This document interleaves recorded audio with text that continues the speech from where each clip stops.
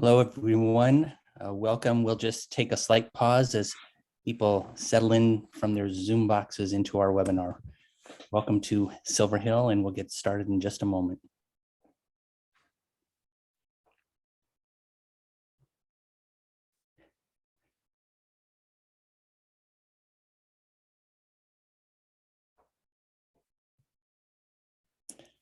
All right, everyone. Hello, welcome. I am Dr. Jeff Katzman. I'm the Director of Education here at Silver Hill Hospital. And we are absolutely delighted to have today, to have you join us for our virtual Grand Rounds with Dr. Michael Groat presenting on the topic, integrative approaches to assessing and treating the suicidal patient. And I will introduce Dr. Groat in just a moment. First, some housekeeping. At the end of the lecture, Dr. Andrew Gerber, our president and medical director, and I will moderate a question and answer discussion with Dr. Groat. Questions are an important component of our Grand Rounds, and as always, we really value hearing your questions and comments. The Q&A link can be found at the bottom of your screen. You can submit a question at any time during the lecture, either with your name, or if you prefer, you can submit it anonymously.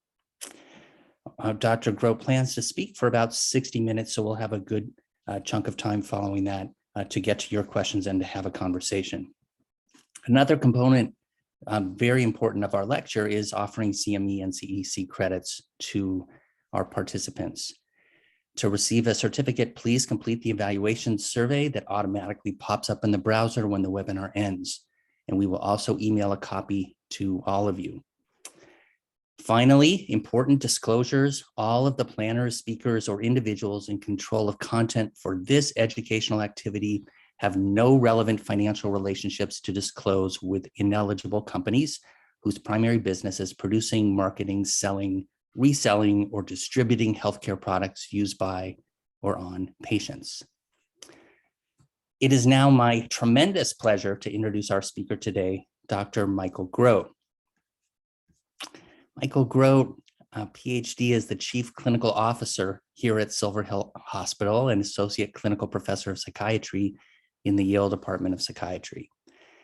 Dr. Groat completed 4 years of postdoctoral training in the treatment of people with severe and complex psychiatric illness at the Austin Riggs Center, adult psychoanalysis and mentalizing-based treatment at the Center for Psychoanalytic Studies in Houston, and was Associate Professor of Psychiatry and Behavioral Sciences at the Baylor College of Medicine, where he also served as the Director of Adult Services at the Menninger Clinic.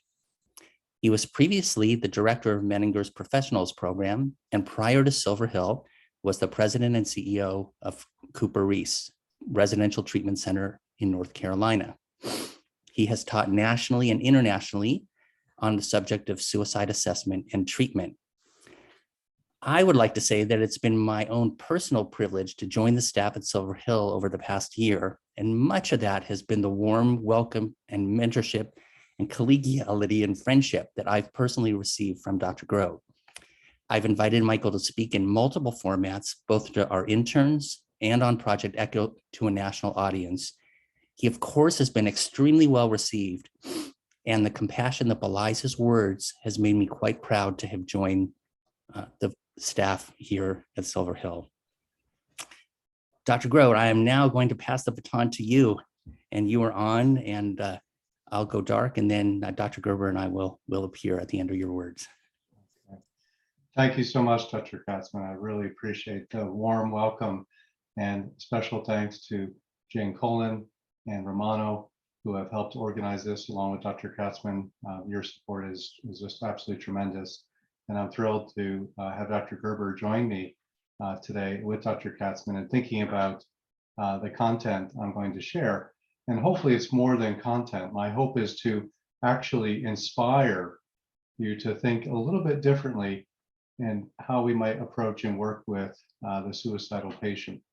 So I'm going to go ahead and start. As Dr. Katzman noted, my aim is to complete the formal part of my presentation within 60 minutes.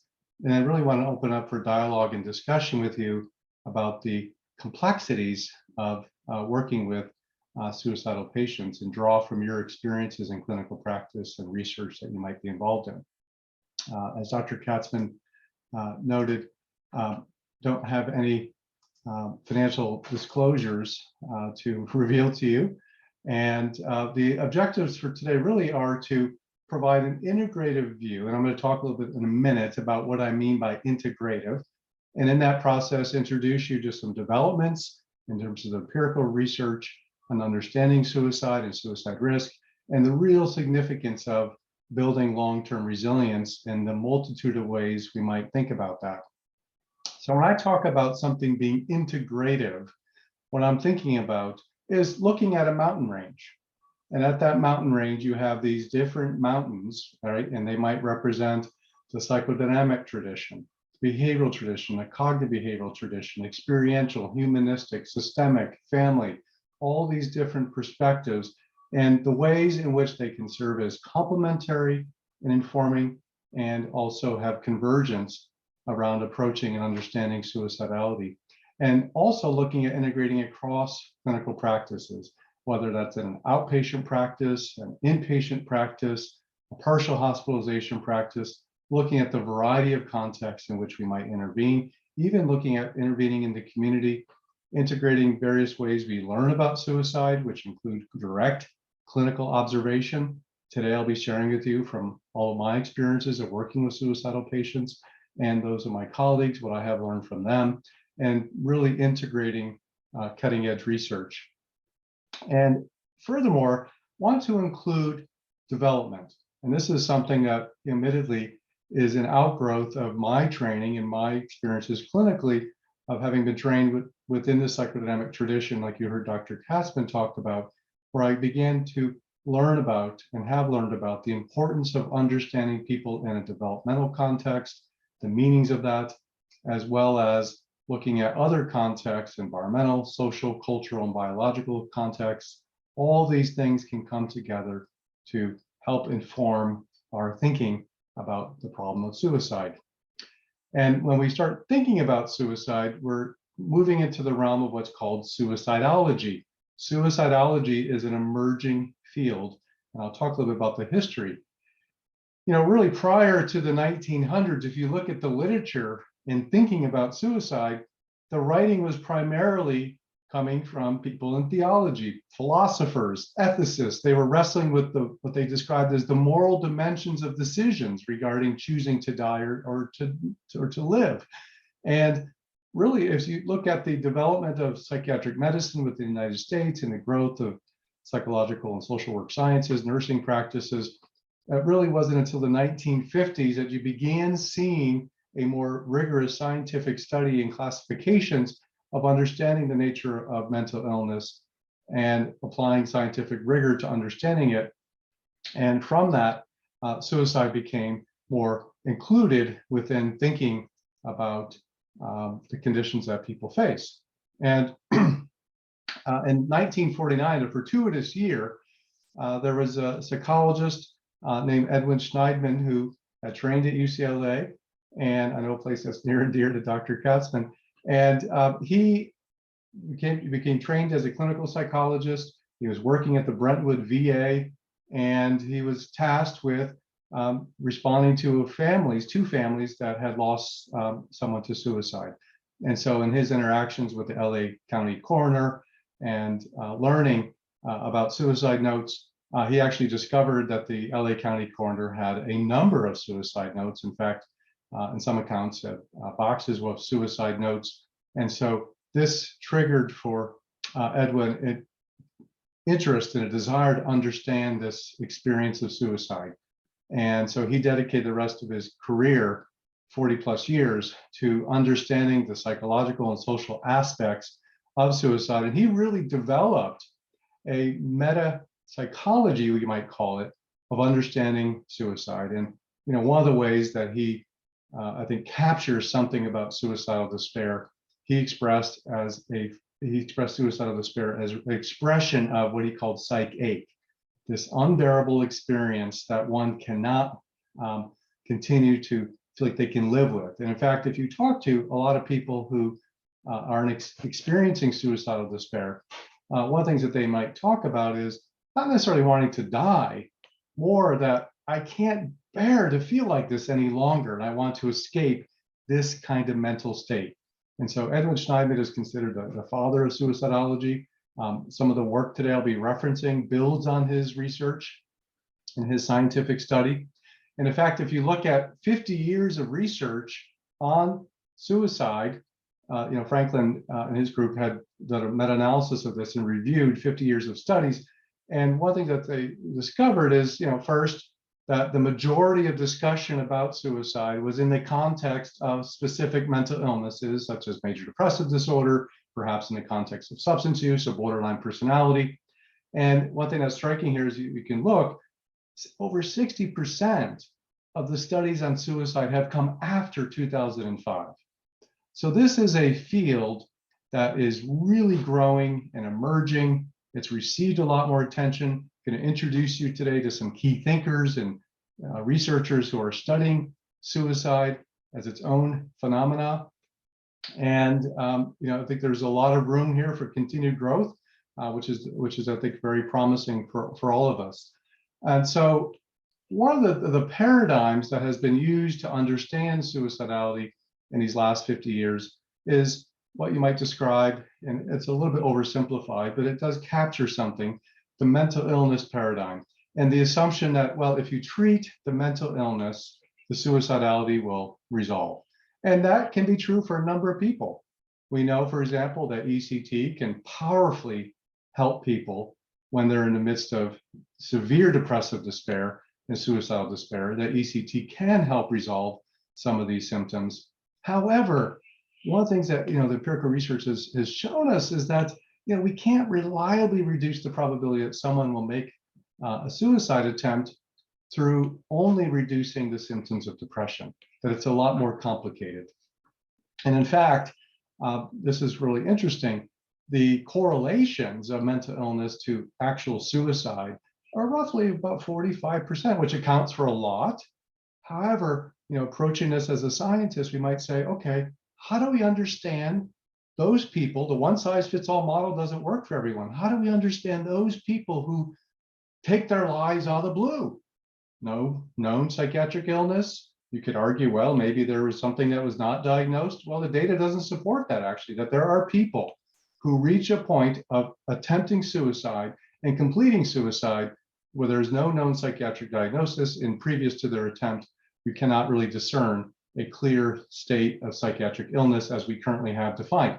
Now, one way this is being approached is saying, well, you know what, maybe we need to think about the experience of suicidality as something distinct from, and having overlap with and yet distinct from, some of the affective instability we see in borderline personality disorder, where we do see high correlations with suicidality. In fact, that's one of the features of borderline experience for many individuals, not all, but for many. So there is new research being done looking at, is suicidality its own particular syndrome?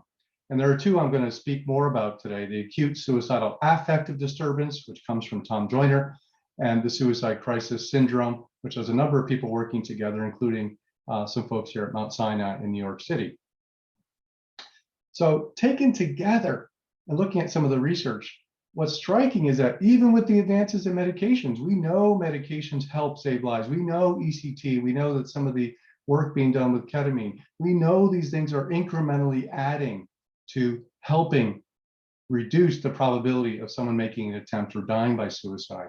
Yet, even in the face of all that, US suicide rates have risen since 2001. And what's striking is that looking throughout developed countries, many countries have actually seen during that same time period upwards of 75% reduction in suicide. So I am here today to make the case, which I think is empirically supported, that there's something particularly endemic about the problem of suicide within the United States. And I have a number of hypotheses about why. We'll talk a little bit about that today. So I want to move in thinking about, advancing our thinking about how we put our minds around this complex problem of suicide.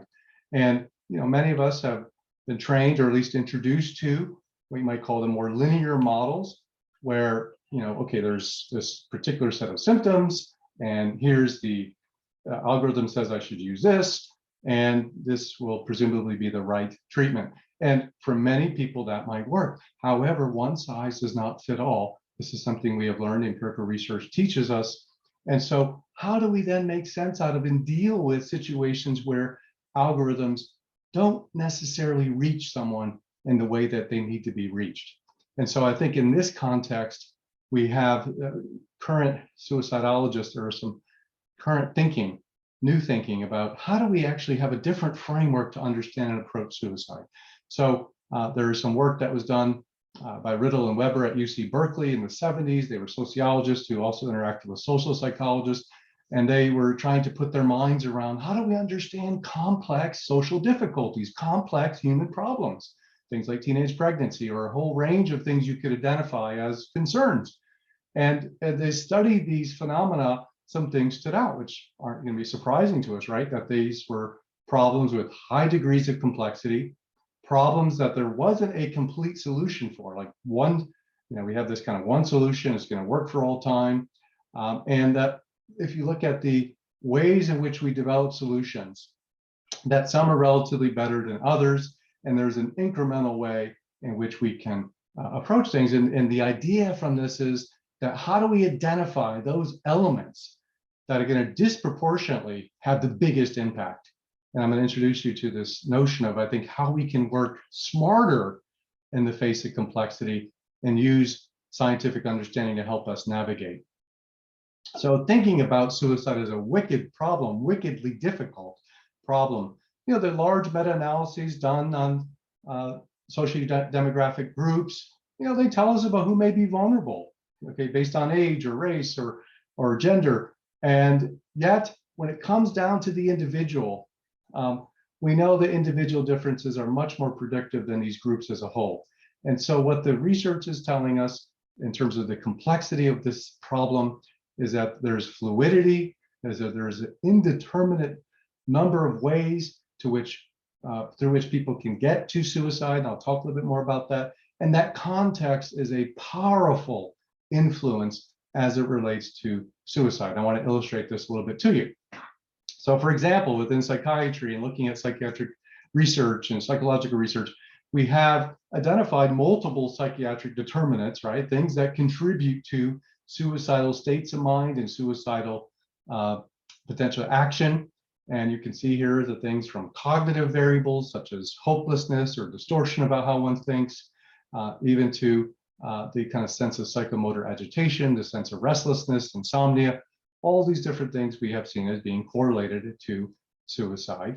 And then in more recent times, and I'm just highlighting a couple of studies here, there's been growing recognition of the significance of financial hardship and how this creates, in the systems in which people are a part, how it creates conditions under which people are more vulnerable to wanting to escape from something unbearable. And certainly there's been research, increasing amount of research looking at the impact of bullying, racism, discrimination for individuals of racial and various racial and ethnic groups and LGBTQ community members. Again, these are contextual social factors that we are learning more about in terms of their impact. And just thinking more broadly at the social and political context of a given state, what's striking is that if a given state increases its minimum wage, the suicide rate in that state reliably goes down the following year. When you hold wages stagnant, however, inflation goes up, we see suicide rates increase. So one of the things I'm worried about these days as someone who considers himself a suicidologist is with inflation and stagnant wages for some, how might this affect despair? Increasing air pollution. There's this reliable connection that suicides increase. Well, if you start digging into that, unpacking it, you learn that air pollution is correlated with living in an area that doesn't feel as attractive, doesn't feel like it promotes your well-being, there's less green space. All these factors matter. And then we know that from a social policy perspective, those states that mandate a waiting period to acquiring a firearm, suicide rates go down. So these are some larger just social political contexts that affect the problem of suicide. And some of the variance that's accounted for minimum wage, for example, can be 1% to 2%. So all these things contribute in various ways part of our task and the complexity here is how do we identify those ways we can have the greatest impact, perhaps the most economical impact and the most science supported. Going to indeterminacy, what this refers to is just this example here. There are a number of ways you can get to 10. And those of you who are mathematicians could probably help me think about so many more ways. This is just some examples that when it comes to the completion of suicide or the attempt of suicide, we know that people who can experience the powerfully neurovegetative symptoms of depression with suicidal despair, that's one pathway. We also know that there are people who maybe are facing a lot of anxiety, aren't particularly depressed. They may suicide. We know that there are people who seemingly are doing okay, and then we're surprised that they suicide. And then we learn that there was some kind of precipitating factor for them that pushed them to the place of suicide. So there are multiple ways that people get to suicide. One size does not fit all. And with all this complexity, thankfully, we have some transdiagnostic conceptual models to help us to make sense out of this complexity and draw our attention, help us focus on some key elements that we can intervene around. So I particularly love the work and feel very grounded in the work of David Jobs.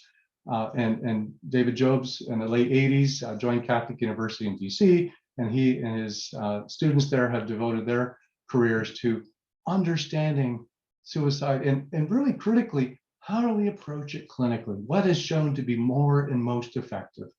And so he identified, pulling again from different thinkers, he identified these 5 core factors that pretty much cut across various populations of people in various degrees of intensity, identified the sense of pain, feeling overwhelmed, and I'm just really stressed. I'm feeling like I'm maxed out.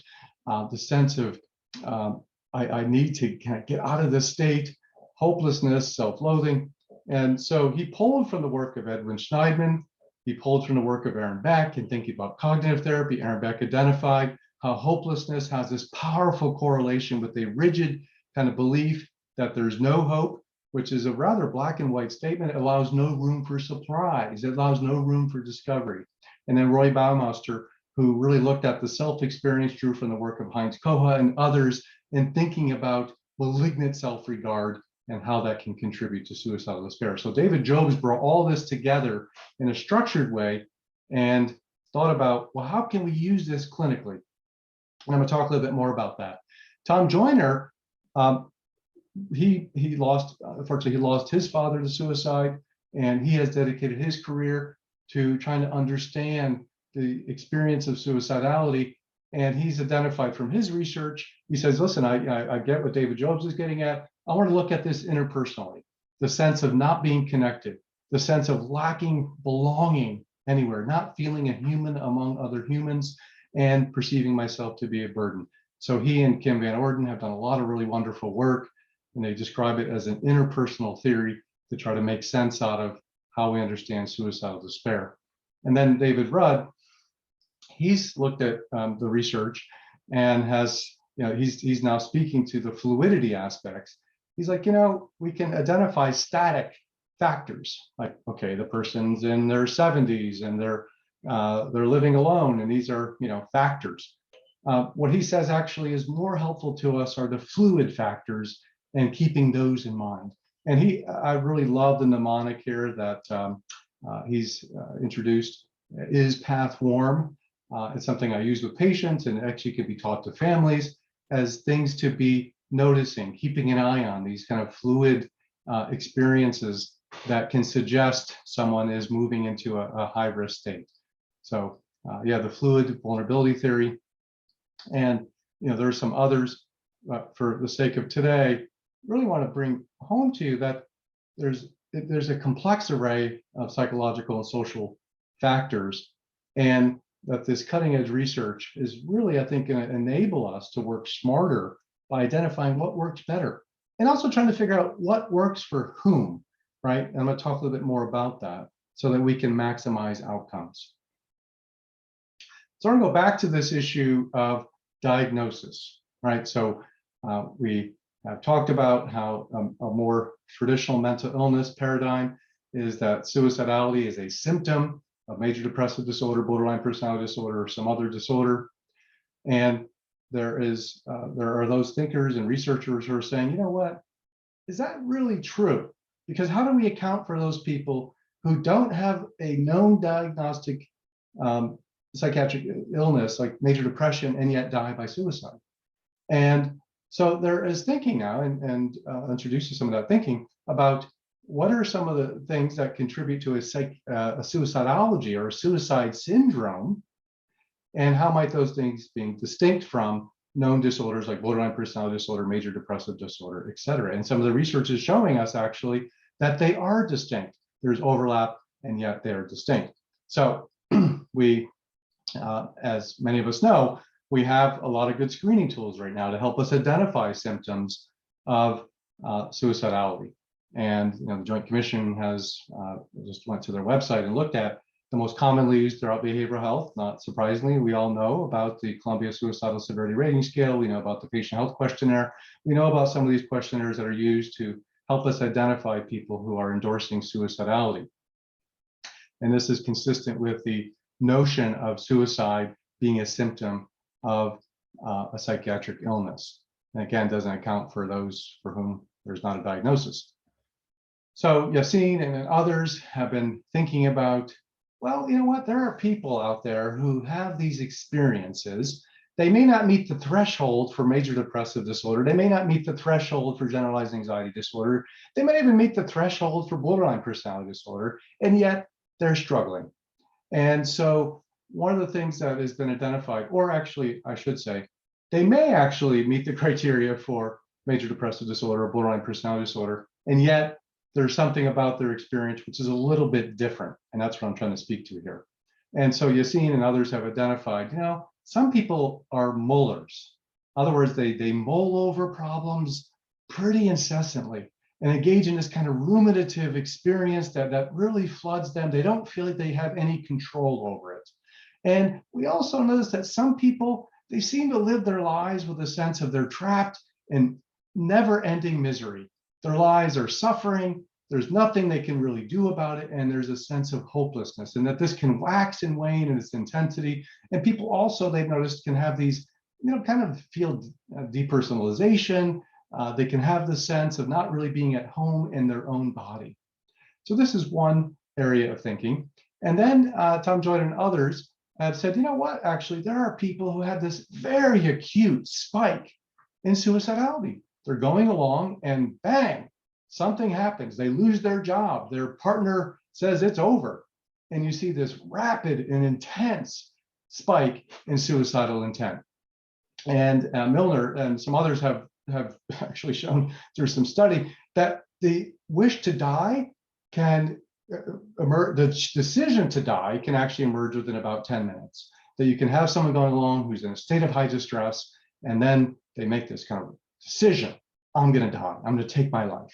Now, there is also some other research that's coming out looking at the ways in which people relate to impulses, and that some individuals who may be more impulse prone may be much more vulnerable in such moments of despair and distress to take a flight into these kinds of actions. And what Joyner has identified is, particularly when it comes to searingly painful self-experience or a sense of disconnection or not belonging, the sense of social rejection, these can powerfully move people into what he calls this acute suicidal affective state.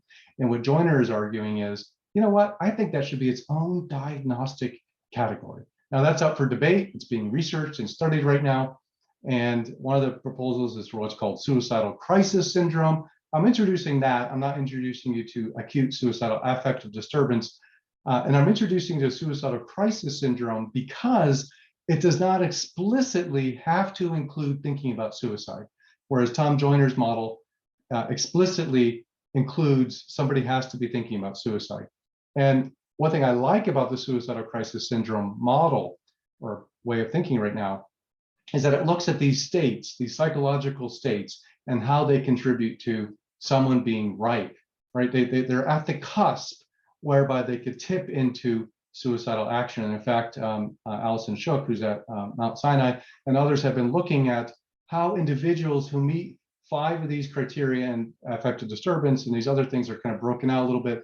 People who meet 5 of these criteria actually are so much more likely, even when you control for depression. So they may be, about to discharge from a hospital. Hey, I'm not really thinking about, I'm feeling good. I'm not thinking about killing myself, and, feel a little better, kind of ish. But these other kinds of factors remain. The sense of not having a sense of belonging. We don't keep people in inpatient units because they don't feel like they belong. We don't keep people on inpatient units because they may be moling or vulnerable to mold. And so inpatient units have their vital purpose. They save lives. And yet what this research, I think, is pointing to is, the process of restoring equilibrium may take more time than we sometimes appreciate, or what our system actually addresses right now. So given this context, you might say, well, how do we find our way in the midst of these challenges? Well, thankfully, wayfinding is about knowing your position and how to, find your way forward. I think there are ways we can find our way forward. And so I want to start with pulling from some of the research on the strength and the importance of the therapeutic alliance, and relate that to suicidality in particular, that we know from common factors research, right? It's become very well established that the alliance we form with our patients powerfully contributes to the outcome of the work that we're doing, whatever that work might be, whether it's prescribing medication, whether it's taking care of someone in an inpatient unit, whether it's doing individual psychotherapy. We know that that relationship accounts for a lot. And that relationship itself becomes a facilitator of change. Now, when we apply that to suicidality, there's been thinking about, well, what are the particular challenges that we face?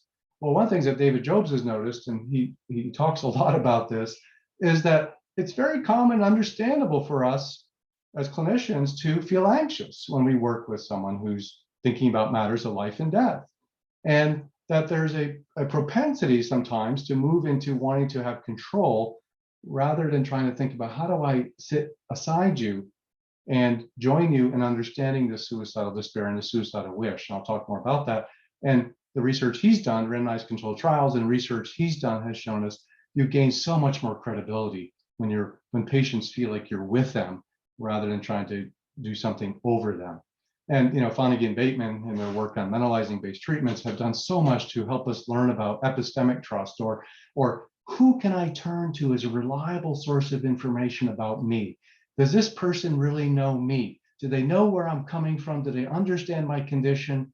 And if I have a sense that they do and I can trust them as a resource, I'm going to be so much more open to learning from them. So I think part of the work of working with people who are suicidal is our own work.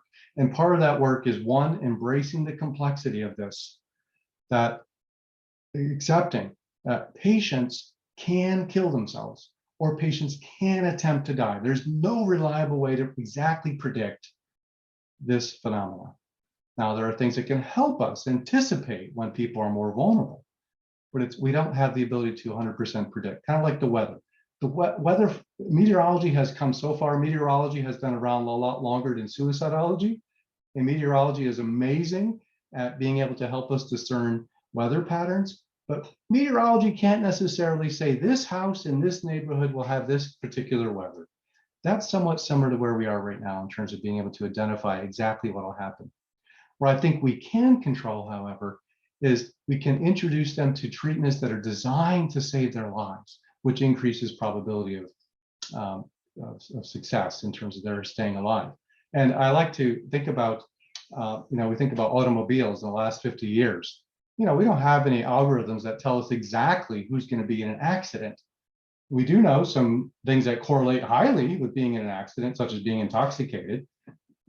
We know, however, that accidents will occur. So what have we done as a society? Well, we've done a lot of work to educate people, driver's education, defensive driving courses. We've done a lot of things to help reduce the probability that people get into traffic accidents, including studying traffic patterns and putting in new lights and new stop signs and changing the speeds, and all these things that have been done to try to reduce the probability of accidents. In a similar way, there are things that we can do, increasingly do, to reduce the probability of suicide attempts. And furthermore, we have done a lot of things to reduce the probability that if we're in an accident, that it would be fatal. Seatbelts, airbags, all the different lane departure detection systems, all these kinds of things are actually helping reduce the probability that an accident could be fatal. In a similar way, there are things that we are learning that can help us reduce the probability of someone attempting suicide and reducing the probability that someone would die by suicide. And one of these key elements, again, going back to starting with ourselves and the environment we create, the creation of an environment of safety where people are met with understanding, our openness, that there's a sense of validation, understanding of the suicidal wish. And I love the work of Sean Shea, and he talks a lot about how stigmatized. I mean, we in mental health are maybe used to every day talking about suicidality.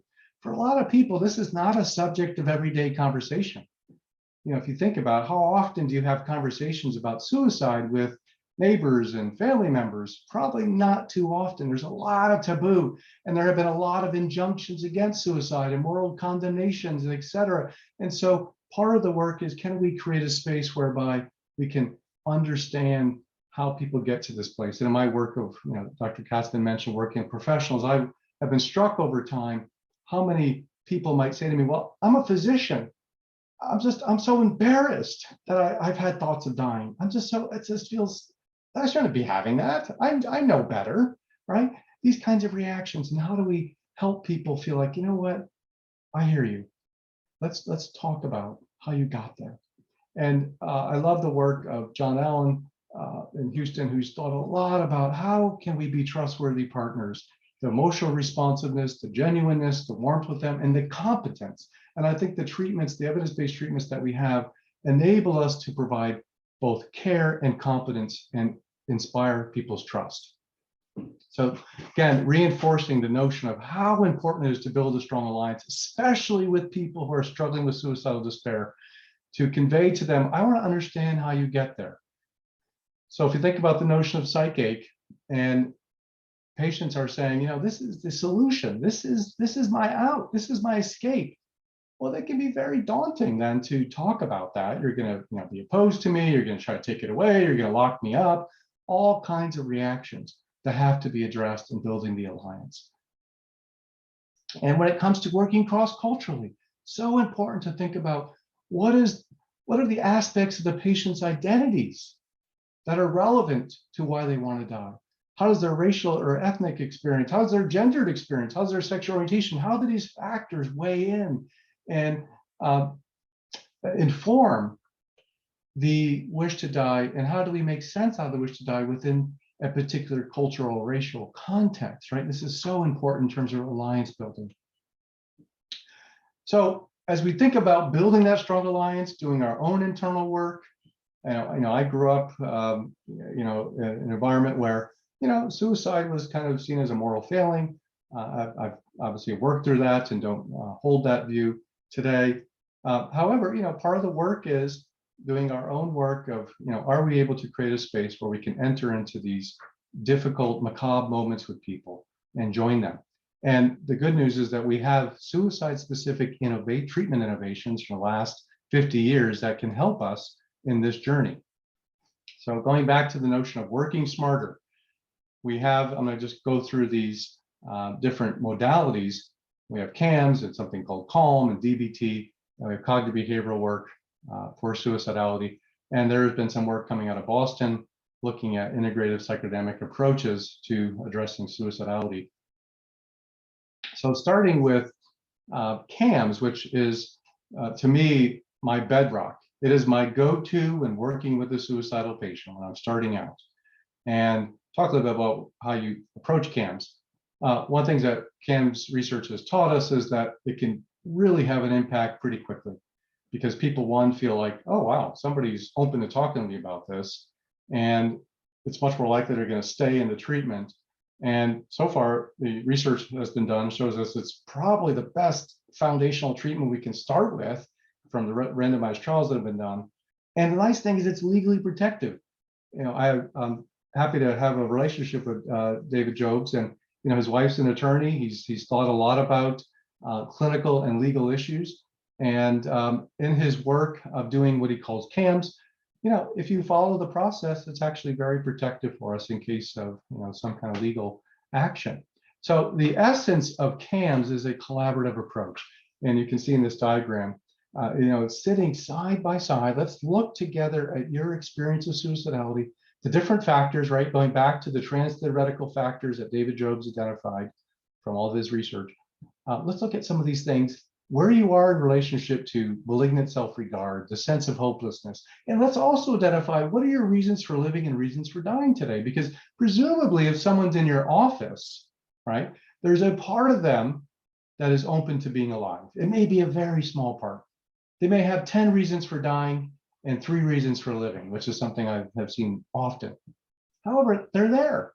And how do you work with that, enjoying them and understanding reasons for living, reasons for dying? The CAMS approach actually has, you can use what are called suicide status rating forms. And you have the patient fill them out at the beginning of the session or right before the session. And you go through and you talk about them. And then you use the session to zoom in on their real pain points. And it's very effective. People feel really seen and heard and responded to.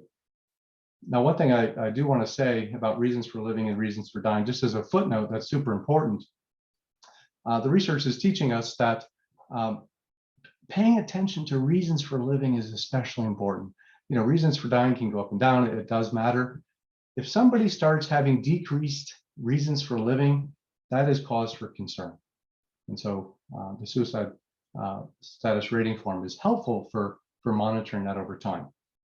And then the CAMS approach includes what is called the one thing question, which I particularly love because it captures, if we could somehow magically change your life, one thing in your life, what would that be? And what this does is allows us to zoom in on where people are hungry for change, where they feel desperate for change, and really helps us join with them to understand their real pain points.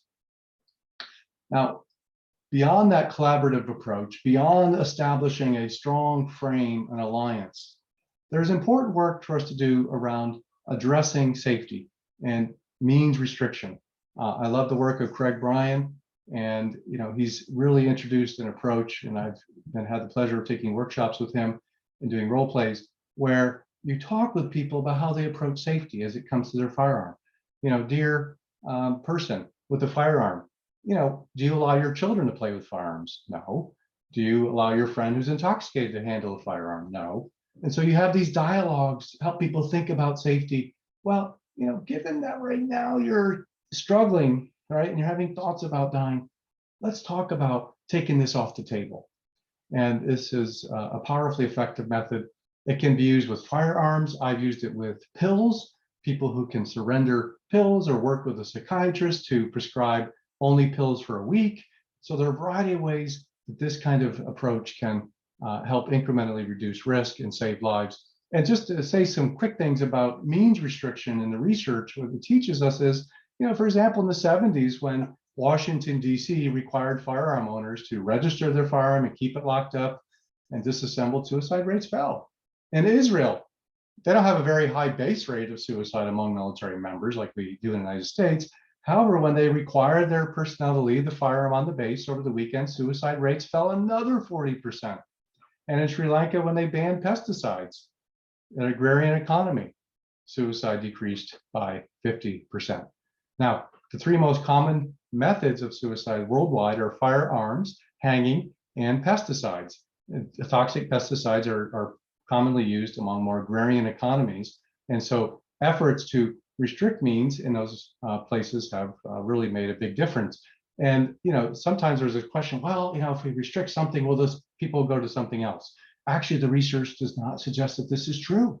What the research evidence tells us is that actually, when you reduce access to a particular means, people, oftentimes the majority of people, do not substitute it. And then, of course, we have things that help us with safety planning. Dialectical behavioral therapy and cognitive behavioral therapies have done a lot. And CAMS incorporates the coping card.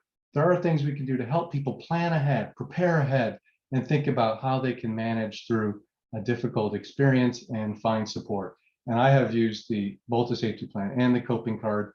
and have found them to be quite effective for people, especially those who may have trouble thinking through actions when they're struggling. So we talked about the alliance. Have talked about restricting access to lethal means, and I want to talk a little bit more in safety planning. I'll talk a little bit more about skill development that can help people develop long-term resilience and know-how. So here's a person who really doesn't need any introduction, Marsha Linehan. You know, she was inpatient at the Institute of Living in Hartford for nearly 2 years, and you know, she talks about you know, she had all this wonderful care, and yet she said, I needed know-how. I didn't know how to get myself out of hell, and so she dedicated her career to trying to help people do just that. Move out of these states of unbearable distress and cycles of distress to creating a life worth living. And so in the 70s and 80s and 90s, she's, as you know, has done a lot of research and published a lot of work in introducing us to DBT, which I won't spend a lot of time introducing today because I know a number of you are familiar with DBT, but you know, she really tackles some of these core issues that pertain to suicidal risk. You know, being able to manage distress and despair more effectively, and moving on to cognitive behavioral therapy for suicide prevention, really zooms in on cognitive flexibility, some behavioral changes, much like DBT. And one thing that does come out of CBT for suicide prevention is the Hope Kit. This is something I have used, and I found patients to really benefit from it.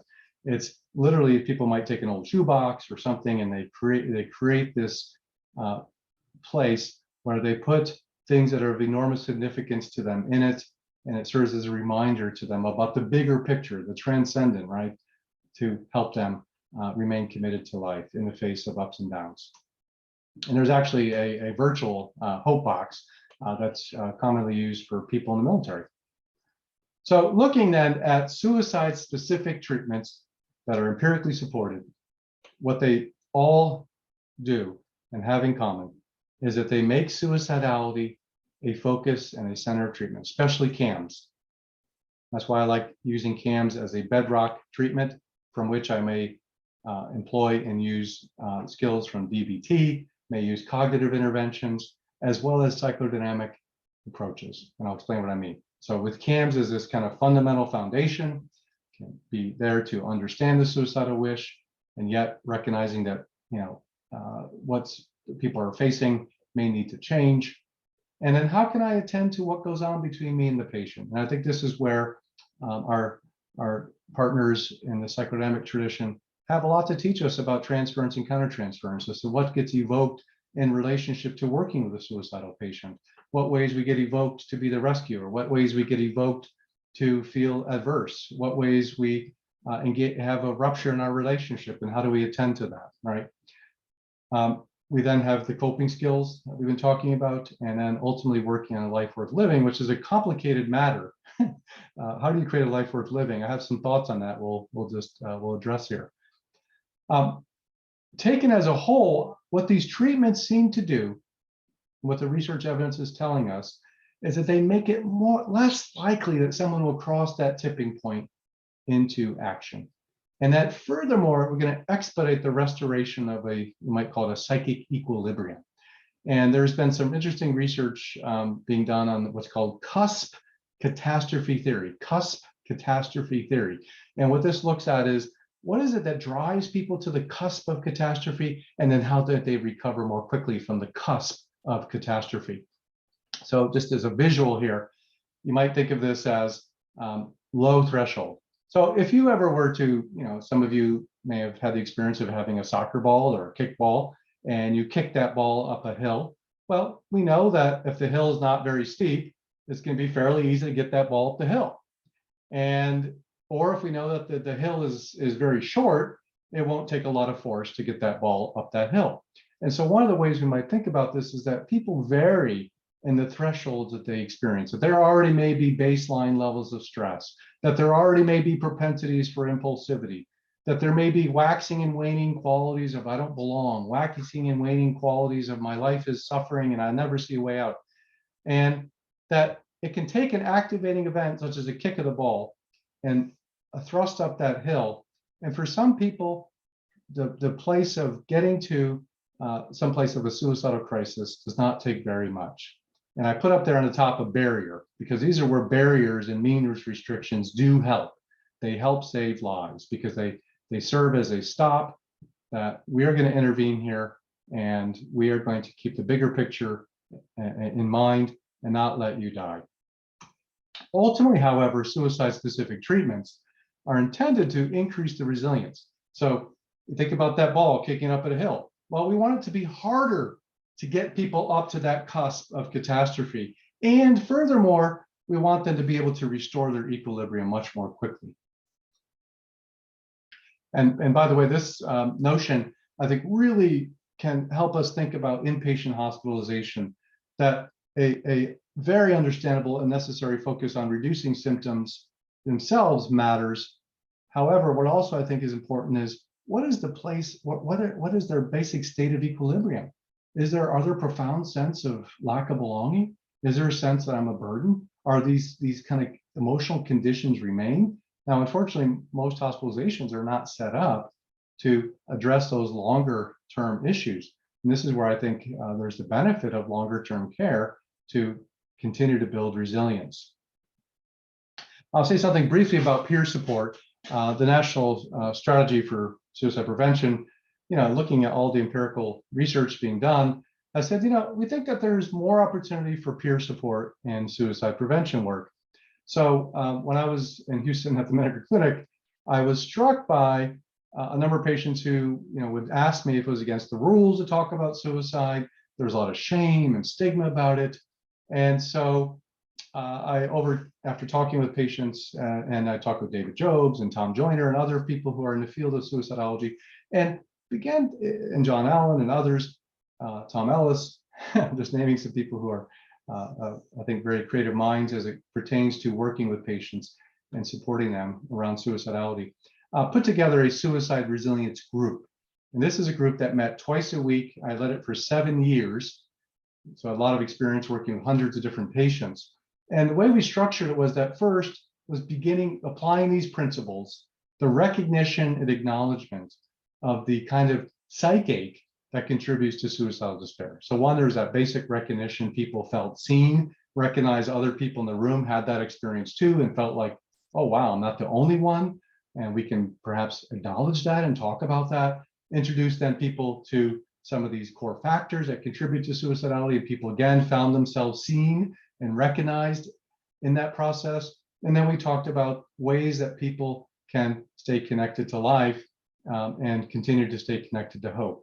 So it was a group that I did some research on with a postdoc there, who's now a psychologist at Baylor in Houston, who continues work on suicide prevention.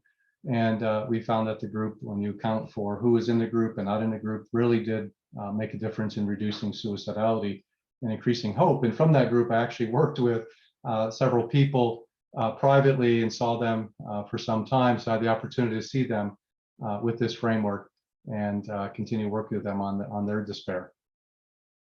So talked about the individual work. We talked about the ways in which groups could be used. And just to go back to this resilience group idea, there are groups now at the VA. There are some pilots groups being done at the VA, introducing people to some of these core factors and opening up dialogues. And they're finding the same thing. Very, very helpful. There have been concerns about contagion, which is exactly why I got consultation. And the structure and the focus of the group really does help provide a lot of containment. And from my experience of running this group, I rarely saw contagion effects. In fact, it wasn't really an issue because of the structure and support. Okay, I want to talk a little about systemic change, right? Because when we think about the individual, think about the group, we have to think about the system. I really love the work of someone named Lisa Wexler. She's at the University of Michigan, and she's a Ph.D. social worker who's been really thinking, like many social workers do, about the systems and the ecosystems of which people are a part. And she poses some really thought-provoking questions. Might it, for example, be, as a society, might we be thinking about suicide as a mental health issue, and we categorize it that way? This is the identified patient's problem. We give them a clinic-based solution, which may not include a suicide-specific treatment. And rather than think, oh, maybe there's something, just like with families, right? We have the identified patient, and does the family system need to potentially move into reflective space about itself? And that's what Lisa Wexler's work does, is it says, I get all this focus on the individual, very important. We need to continue doing that work. How about the system? How about the context? And looking at the BIPOC project and other research, we know there are systemic health disparities and access issues that have a profound effect on people's vulnerability to suicidal despair. And we know, for example, that we're seeing rising suicide rates among Black youth. And we continue to see that among American Indians and Indigenous peoples, they have the highest suicide rates of any racial or ethnic group. And one of the things that I particularly like about Dr. Wexler's work is she does look across all these different cultural contexts, and from her research says, here's a way I think we can move forward to begin addressing things systemically. And having seen some of her work and listened to her, talks about, for example, working with an American Indian who may be experiencing despair. However, that despair includes having the family there, the members of the tribe, and they all go to the hospital together. They work together with the treatment team. A very different approach to thinking about how to intervene, or even thinking about, how do we bring some care into the communities itself, rather than extracting someone from their community and putting them in this foreign hospital. So again, her work gets us to think about, we've been doing things a certain way. Can we think outside the box, still do it safely, and reach more people? And some of the things that she has found from her research is, how do we connect people to their culture? How do we connect them to their ancestral bonds, their tribe, their lineage? Because this could be a source of connection and pride. And how do we begin to help facilitate open discussion about some of the vulnerabilities or some of the feelings of despair that people are experiencing? And she has found these approaches to be so much more effective at reaching people than some of the more traditional approaches we use, which again have their validity. But she's like, listen, you got to take that extra step to really find ways to connect. And one group I've been following or organization I've been following for a couple of years now, it's called Black Men Heal. It's based out of Philadelphia, and this was started by a group of African American clinicians who recognized that they have a number of African American women they saw seeking help. They noticed that a number of Black men did not, and that there were different kinds of barriers, distrust being one, and also the sense of, men don't talk about those kinds of things. So they started this project to create a more inclusive way of including men into getting care. And they started Black Men Heal. So what this entails is you get 8 free sessions of therapy. In exchange for that, you then help give and mentor other Black men. And this has just grown and blossomed. In fact, I was looking the other day, they have 1,000 people on their waiting list. There's just huge response, people hungry for connection. And just last week, Dr. Alfie here, she gave a really nice Zoom talk looking at the experience of burdensomeness. And she's addressing the issues of suicidal despair in the Black community. And I love that she brings in Tom Joyner's work, but then she applies it to the Black community. And what does this mean for us? What are our connections to each other? What are connections to our history? What are our connections to the church? Many people in the Black community are connected to the church and faith communities. A really wonderful systemic way of thinking about how do we come together and address these kinds of problems. And this next step here, the role of faith communities. I have come to appreciate more and more in my work with patients over time, that whether someone might be connected to Buddhism, or someone might find their way connected to some kind of a faith, that, and particularly this is true for a number of people of various ethnicities, right? That their connection to their faith is very important. In many faith communities, the work of Mason here, she's done a lot of work on pastoral education, chaplaincy education, looking at involving faith communities and helping with suicide prevention, because a lot of faith communities already are addressing issues of life and death, how to choose life, how to build a life worth living, how to manage suffering. And so there's been a lot of really exciting work done whereby faith communities are much more engaged. And I think there are a lot of opportunities to partner with faith communities to have a greater impact. Something that this is a wish list for me, but it has promise and has shown to be quite effective in Europe, especially the UK. There's a befriending movement, you might call it, whereby people who are more isolated can have active companionship. Someone might walk them to the store. Someone might go over and have tea and sit with them for a long time, or give them a phone call. That this kind of volunteer befriending services is actually reducing suicide. It's fostering a sense of connection and belonging. And there are various ways we might do some of that. We know having friendly relations with our neighbors and with each other is protective. I love how the befriending approaches are actually helping do just this, and they're saving lives. Then there are respite centers. This is a program I've been following for quite some time. My dream is to go and visit the Maytree in London, and they're opening up a new house in Manchester later this year. Can you imagine walking by a house that has a sign that says, "We're open to suicidal feelings"? Well, this is the Maytree. They say, listen, we are a place, we are a respite place. They have a warm line. There have been the growth of warm lines throughout the United States, which I think is a huge step forward for us as a country. We're also right now exploring 988, which is a line for people to call who are struggling with suicidal despair. The Maytree offers those kinds of features, but they also offer the opportunity for people to come in for 5 nights and 4 days for free, and you're befriended. They have a number of volunteers, or they have some staff, and you relax. It's a place to restore equilibrium and to find a lot of support. What's interesting is, the hospitals in the area, since Maytree is open, have seen a dramatic decrease in people coming in after suicide attempts. I mean, it's so, incredible what these kinds of resources, the differences that they can make.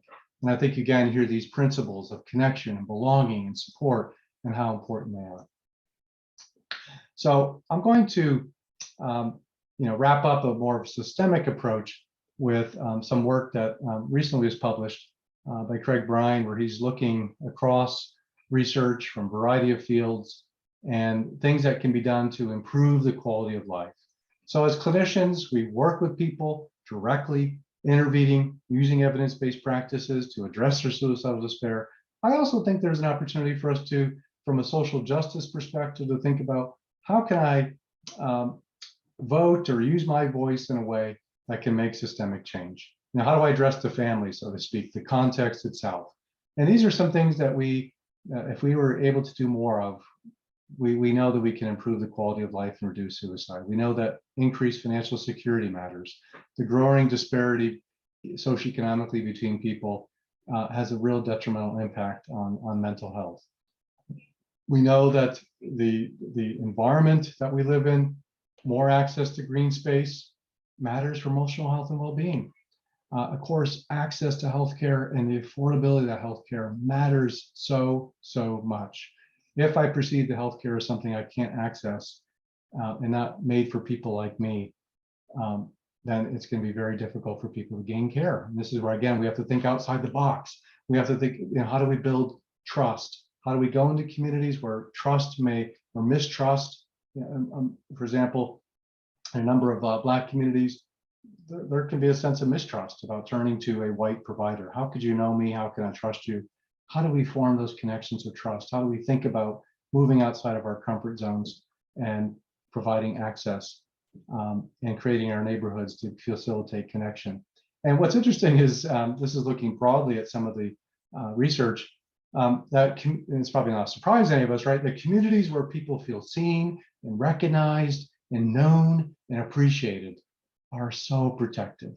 They're so protective. They really help people feel like, aha, I belong here. I have a place here, and that saves lives. So one of my hypotheses is that within the United States, we've had the pandemic, we've had disproportional effect of the pandemic on communities of color. We have seen people become more isolated. We have seen people revert to social media, which has its place. However, it doesn't replace the same experience of, it doesn't necessarily foster the same degree of connection. So I do think as a country, the United States is facing a lot of disconnection, a lot of isolation. And that combined with economic disparities, that I think it is contributing to this ongoing suicidal crisis and the complexities of it. So to summarize then,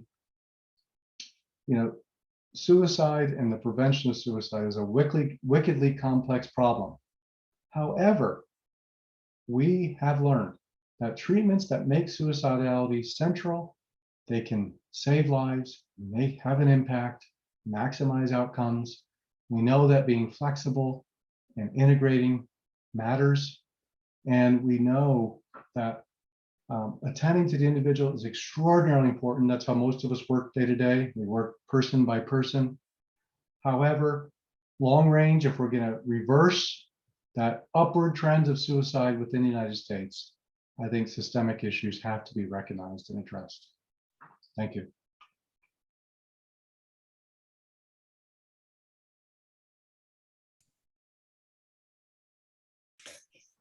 Thank you, Dr. Groat, for such a remarkable integration of information and scholarly work and approaches to such a complex problem. You've had 120 people listening to you. So I think this is something that many of us are really trying to figure out how we can do the best given forces of that our patients are up against, that we're up against in terms of society forces and everything that you talked about.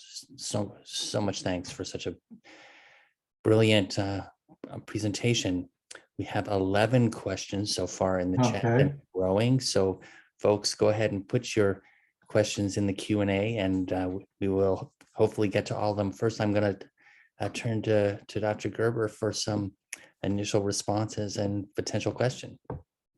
Sure. Well, thank you, Jeff, and Michael. I just what an extraordinary talk and just an extraordinary way of putting together a problem that has vexed everybody for so many years. And I can't think of another presentation that I've heard about suicide, and I've heard a lot, that so beautifully frames it in terms of the complexity of the problem. I love that term, the wicked problem, as well as gives us the sort of framework for thinking about what we know helps.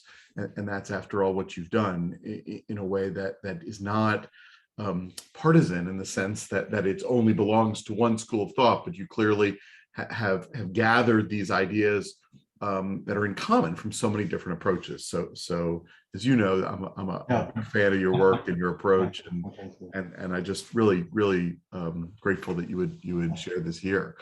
I want to get to everybody's questions, so I'm not going to say much, but I guess the question that comes to my mind is, how do we change? I mean, you talked so convincingly about how we change patients' and clinicians' perspectives.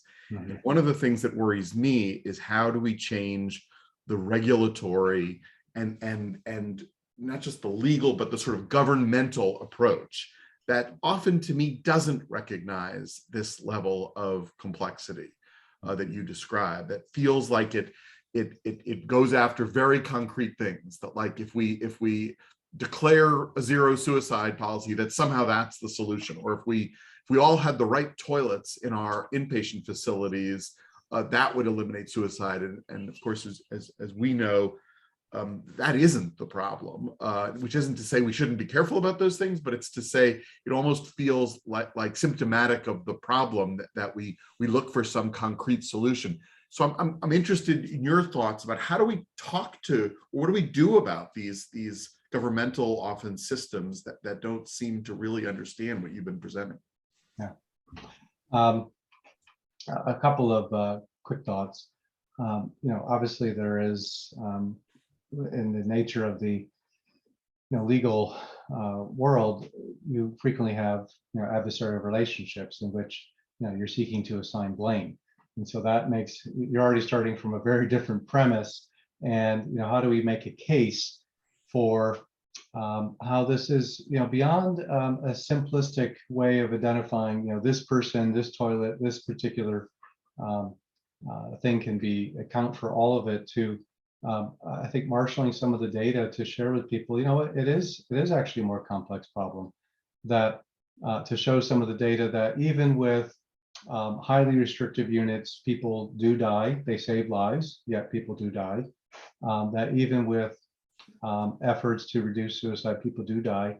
And that I think there are ways we could potentially, reference, for example, that's why I mentioned the automobile fatalities, because there is something analogous, right, in terms of all the work that's been done to reduce the probability of accidents, all the work that's been done to reduce the probability of a fatal accident.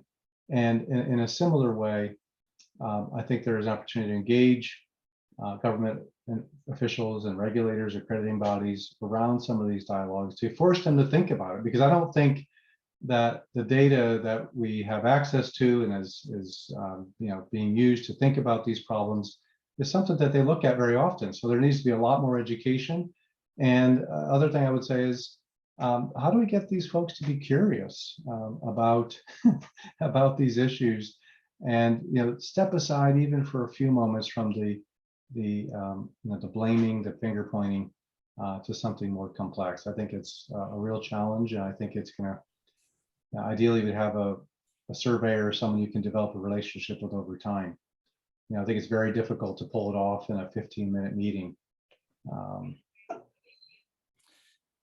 I have a question before I turn to the 18 in the chat, some of which say thank you and awesome presentation. So that you know that. You have such a amazing experience with working with complex patients and some difficult situations, I'm sure, that have arisen. How do you, can you talk a little bit about how you generally think about working with families where there's been a suicide of a family member, and if you're the provider, and kind of how you think about that? Yeah, no, it's a very powerful question. So I'll address it two ways. One is working with families where there's been an attempt. So when there's been an attempt, oftentimes, if it's the first attempt, it can come with a lot of mixed feelings for family members. So I think, first of all, being able to normalize that there can be a range of very intense mixed feelings: anger, disappointment, turning towards oneself, blaming oneself is very common. And that coming to trust the person again takes a long time. And in my working with families where there's been an attempt, we could be spending a lot of time talking through what would it take to re-earn your trust. And that's a really big deal. And I think it can be glossed over and zoomed over for in those situations where someone makes an attempt. That words alone, hey, I'm feeling fine now, often aren't enough, and that it needs to be coupled with action and demonstrated resilience building that people can feel and begin to trust in. When you actually lose someone to suicide, I think it's, depending on the nature of the relationship, it's another form of grief, a complicated form of grief. And often people are plagued by questions of, what have I missed? What could I have done?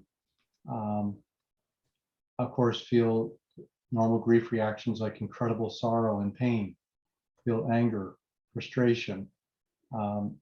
And so I think that perhaps most importantly is to create a space where all those issues can be dealt with in a frame of support and thought about, and to help, I think, also help families put into context what they can control and can't control. And that can be extremely painful. And given that we can't read minds, that also is a place that I've seen families struggle with. I didn't know. I wish I knew. And some of these things have to be lived with. John Cameron out there, hey John, is asking a similar line of questioning. Just to extend this a little bit, is asking, what do you think about attending the patient's funeral when this happens? Yeah. I wouldn't automatically do it. I think that the space really is for the family. Now, if the family extends an invitation to you, that I think could be different. When I was in Houston, I had a patient I worked with for some time who had an illness. She, we ended our work. About 9 months after we ended our work, she took her life. Her family did invite me to her funeral. It was a very moving experience because they felt profound relief that she was no longer suffering. So it was this very complicated place of meeting their relief with my experiences of her clinically. And I think it has to be really thought out. And I talked to some colleagues and really thought it through before I attended. And I think it was important that I attend that particular funeral because the family requested it and it did help them. They wanted to speak to me. And what they said to me was, Michael, we want to let you know that even though she took her life, we saw how much the work she did with you helped her and supported her, and we appreciate that. And so I felt some degree of acknowledgement for them. I didn't experience them as out. In fact, both of the parents were lawyers, and I found that they were just somewhat reassuring. Yeah. There wasn't a sense of finger pointing. Yeah. It was more of an experience of sharing in the grief. Mm-hmm. Yeah, thank you. Thank you for that. There's some general questions in the Q&A, and then there are some very specific. I'm going to try to go through some general ideas first in terms of going through this. Kenneth Berv asks, what about involving family, significant others, and friends, and the importance of assessing and eliminating potential enablers and gaining the support from those relationships? And what about contracts to ask for help from the therapist or from the family, or availability 24/7 over the phone? So there's a lot there. I guess the general question would be about the involvement of family members if you're working with a suicidal patient. Yeah, no, I think it's something that can be quite critical, depending again on the circumstances. I have often involved family members, especially in the beginning, so that I'm a known entity to the family, that they have a sense of. So, for example, meeting with a patient and their family for some initial consultations, hearing their perspectives and with the patient, so it's all in the open, there aren't any secrets. And then I work with the patient around their family's involvement and what that could look like along the way. And one thing I found very helpful in that frame setting in the beginning is to learn from the family about things that worry them, and things that in retrospect they wish they had seen sooner. And so that can be very helpful for me and the patient to have in mind as we do our work together. And so I do think that the initial involvement can be very useful in setting some groundwork. And I think it's complicated in terms of how you involve people in an ongoing way. I have situations where with the patient, I've agreed that a family member could call me if they're worried. I can't reveal any information, but they can call me and let me know. And this will be part of the agreement from the very beginning, that the patient knows if a family member finds that something's just becoming intensely worrisome, that they might call. That's something I have done from time to time. So I think that engaging roommates, I had a woman I worked with once who I told her I would not work with her if she lives alone. She had too many suicide attempts living alone. And we could reliably predict that her isolation was potentially lethal. So she moved, she got a roommate, I had a connection, and that really helped. I've also, for some people, have had them practice, and I've done it with them, calling a warm line to get to know staff and building those relationships. So I think involving people in a web of support or a network of support is quite helpful. In terms of being available 24/7, what I have done is I develop a coping card. I set some parameters for reaching out to me of things that I want people to have done first. But I have found making myself available to be life-saving. And I've actually not had, in my experience, I've not found it to be abused. And when people call me, they have truly needed me to often help them think when they have become unable to think. Mhm. Right. Up to 25 in the Q&A. Many, again, Dr. Groat, thanking you for the presentation, so that you know that. So there's a question here that there are some circumstances that truly have no identified solution. How do you convince a person that it is necessary to continue?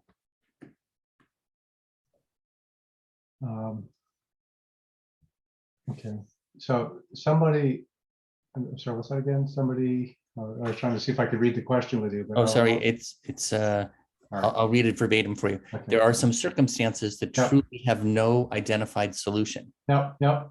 How do you convince the person that it is necessary to continue? I see, got it. Yeah, so the dilemma of unsolvability, right? Yeah. So, this may sound a little bit controversial. I'm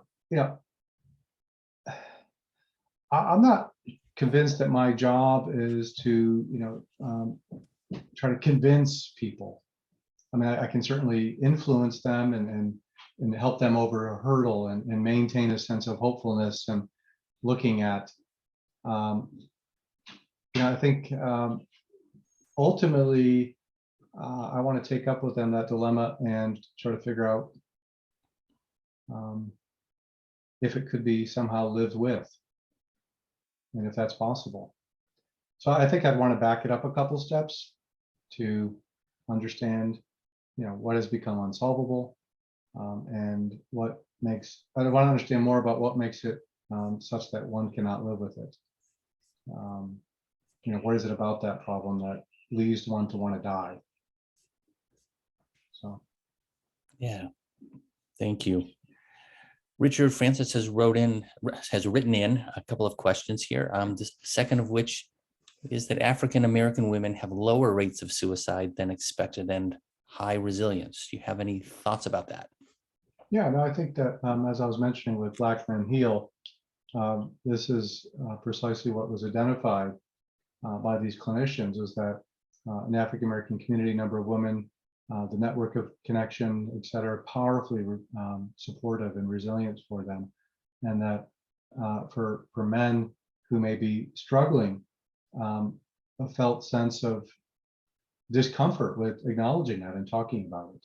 And so they established Black Men Heal to create a space for Black men to connect with other Black men and be able to learn how to talk about things that it's felt to be taboo to talk about. So I think a lot of us do the particular kind of gendered way within the African American community, people deal with distress. Are the rates, Dr. Groat, of suicide higher on the West Coast than the East Coast? Yeah, I don't know the data on top of my head. I know a little bit about this. Okay, yeah, what do you know? Yeah, I know that actually, coming from New Mexico, that we come from I come from one of the states with the highest suicide rate, and that actually the thing that suicide rates correlate with is gun ownership.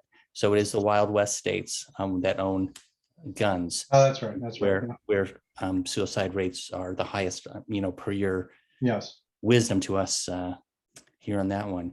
Do you yeah, have no, that's right. Yeah. do you have a favorite philosopher that speaks to hope? You can think about that one too. I can go to the next one. Yeah, let me think on that. Michael Perlman says, good presentation. Is there a digital link to the recommended Hope Kit? Oh, okay. Yeah, you can actually, go online and you can type in Virtual Hope Kit, and all those resources are free and available to the public.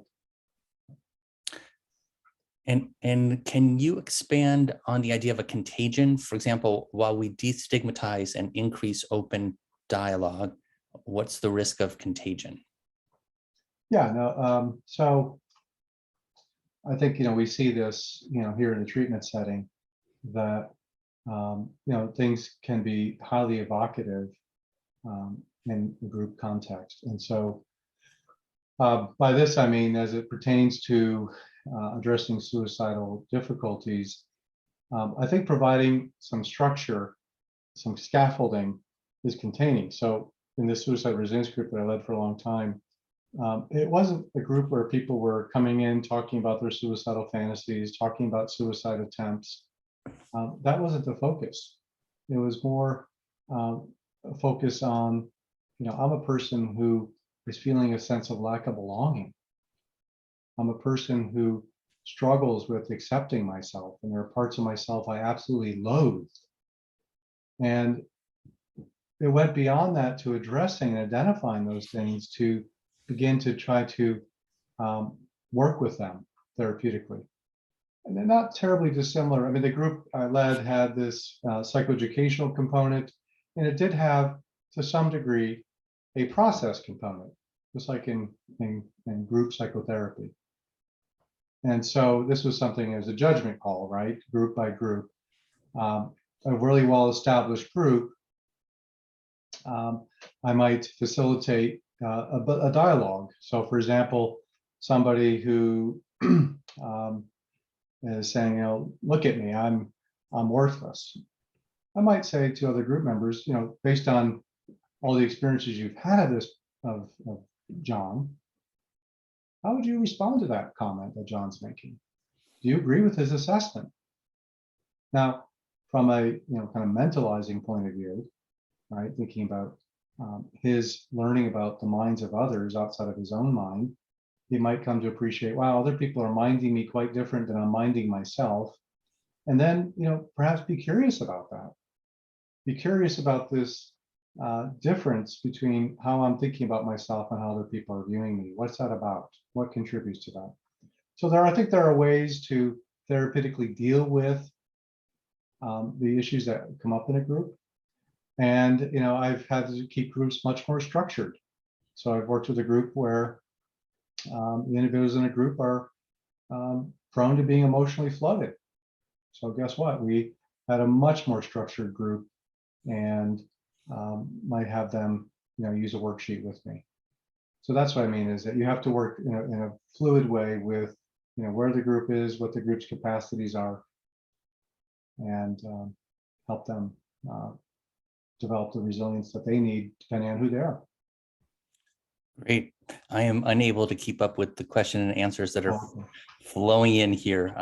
Some about the dangers of marijuana and increasing suicide, and should we have a label? A question about lithium, and is it the only medication that's helpful for suicide prevention? And Rocky writes in that suicide rates tend to drop in times of war, and do we know anything about that? We don't have time to answer those. I'm thinking maybe we can actually put them out and somehow even post them as answers from the experts. Yeah, one thing I can say just about the war comment is, Tom Joyner, a few years ago, he was given this talk and he presented to us the Miracle on Ice back in 1980 when the U.S. hockey team beat the Soviets. And what was found was that throughout the United States, suicide rates fell for some time. And there's been this kind of recognition that events that connect you to something larger than yourself, a sense of belonging in a group, actually have a mitigating impact on suicide. So we could say more about that. That could be its own separate presentation, looking at suicide in relationship to national events. I want to say also there's a request for resources that appear on and off in the Q&A too, that maybe we want to think about. Okay, sure. Yeah, we could send we can send some links to the national the Alliance for Suicide Prevention. There's a lot of wonderful resources. I'm happy to link people to. Dr. Gerber, you have any closing remarks for us here today? I'm just sitting here feeling so proud that, Michael, you work here at Silver Hill and that you're teaching all of us about this, and really grateful for the Grand Round series that lets you share your expertise with the wider audience. So just wanted to thank you and Jeff and Jane and Ann and everybody who's attended today, because this is a topic that obviously we all have to spend more time thinking of. Yeah. And yeah, thank you, Dr. Groat, for your wisdom Yeah, sure. and really kind of dogged determinism to help people who often have difficulty really getting help. It's really quite an inspiration to hear you talk. And I think we should all have a fire like you behind us so that we can have a fireside chat. That's right, fireside chat. That's right. Yeah. And Andrew, Dr. Gerver, thank you so much for moderating. Thank you. today. Thank you. Yeah, and your partnership. And thanks everyone out there for joining us. As a reminder, those wishing to receive CME and CEC credits, please complete the evaluation survey that automatically pops up in the browser as the webinar ends. My warning that I give each time is we're here connected in a nice way, 120 of us, and then we're going to conclude and we'll all find ourselves alone in our rooms. So with that warning, I say goodbye and see you in a couple of weeks. This concludes our grand. Thank you, everybody. Thank you, everyone. Thank you so much, everyone. Thank you. Bye-bye.